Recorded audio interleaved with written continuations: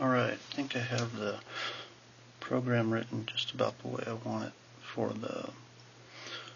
this is the bathroom humidity and gas sensor, methane sensor. So the idea is to eliminate the switch for the exhaust fan in the bathroom. And how I'm going to do that is this looks like a little microphone, but it's a sensor. You can barely see it right here. Solar detects methane, and I have it outputting this value. It's 15 right now. I mapped it from the standard 0 to 1023 down to 0 to 100, and this is the methane sensor.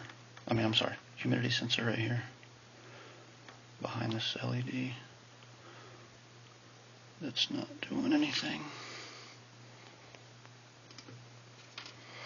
Humidity sensor there. So we got the gas readout and the humidity readout. Now the humidity trigger is set to 50%. Once it hits 50%, the exhaust fan will come on for 5 minutes, unless the humidity is still over 50%. Then it will keep cycling through 5-minute increments until it's below 50. And the gas sensor I have on a dial, so you can change the threshold. It's this limit value. I have it set to 50 right now, which is an easy way to test it.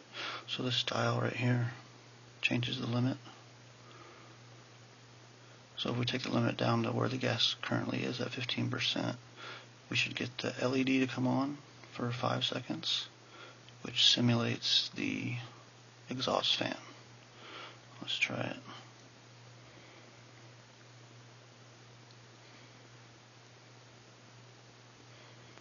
It should stay on until I change the limit to above where the current is.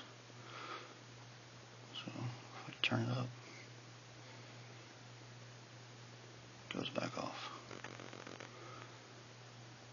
Let's see if I can't give I'll turn the gas limit all the way up.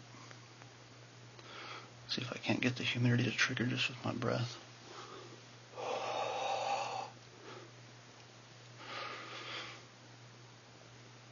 Not bad. She works.